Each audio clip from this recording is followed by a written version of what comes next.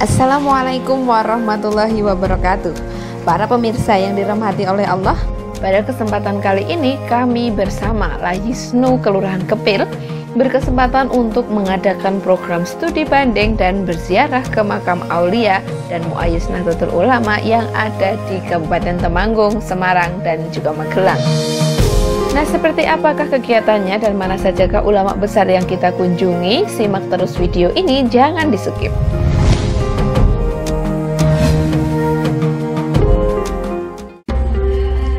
Salah satu ulama yang kita kunjungi di awal perjalanan adalah makam Kiai Subhi yang berada di Kompleks Pemakaman Pakuncen, Kauman Parakan, Temanggung, Jawa Tengah.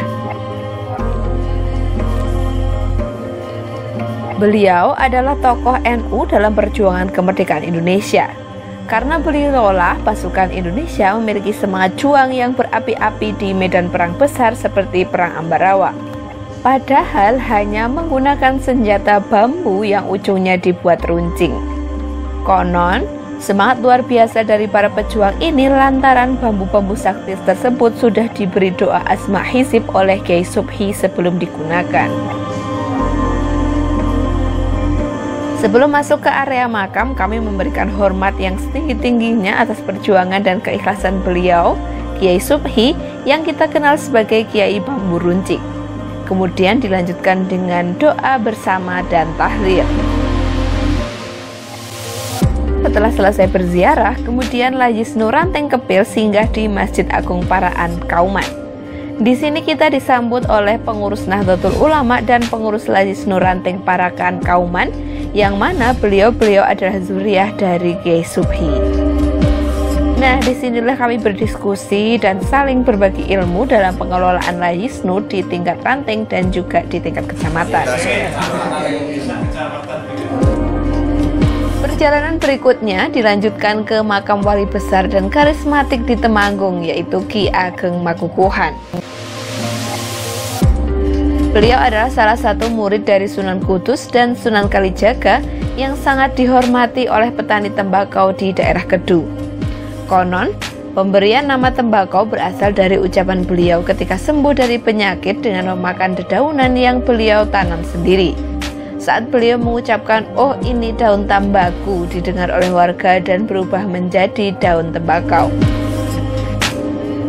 Nah, untuk menuju makam beliau, kita harus melakukan perjalanan kurang lebih sejauh 500 meter dan menaiki puluhan anak tangga.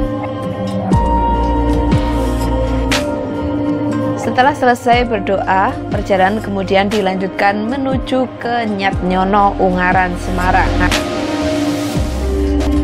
Perjalanan ini memakan waktu kurang lebih 1,5 jam dengan medan jalan yang menanjak dan lumayan sempit. Karena tingginya area makam dan sempitnya jalan serta kondisi hujan yang lebat, perjalanan ini harus ganti menggunakan bus kecil berkapasitas 15 orang untuk menuju makam Waliullah Hasan Munati dan juga ke Sendang Kalimat Thayyibah yang jaraknya sejauh 1 km. Lalu setelah usai melaksanakan sholat zuhur di masjid komplek makam ini, perjalanan dilanjutkan ke makam Waliullah Hasan Munati untuk berzikir dan berdoa.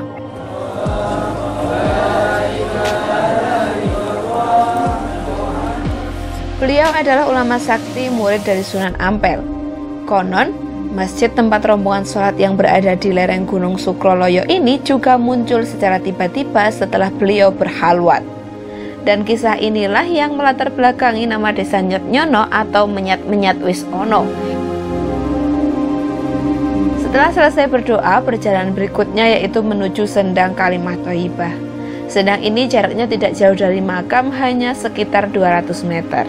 Alhamdulillah, sekarang saat ini kita sudah sampai di air karomah dari Waliullah Hasan Munati, Waliullah Hasan Dipuro, Desa Nyat Nyono, Kecamatan Ungaran Barat, Kabupaten Semarang, Jawa Tengah.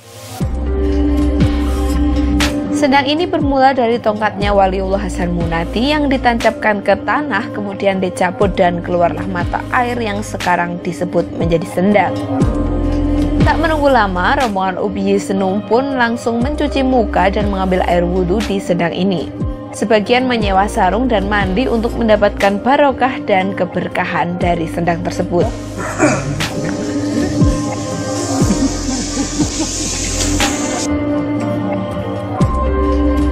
Setelah dirasa cukup, perjalanan berikutnya adalah menempuh sekitar 50 km menuju Masjid Payaman Magelang. Disinilah Ubjis Nuranting Kepil beserta rombongan melaksanakan sholat maghrib berjamaah dengan para santri dan warga Payaman. Kemudian dilanjutkan dengan berdoa dan berzikir bersama di makam Mbah Siroj atau Mbah Romo Agung yang berada di belakang Masjid Agung Payaman. Nah, untuk tahu lebih banyak tentang beliau, kami sudah menceritakannya di video sebelumnya ya, dan bisa kalian klik di link di atas ini. Yang terakhir, perjalanan ini ditutup dengan mengunjungi makam Kiai Nur Muhammad di Ngadiwongso.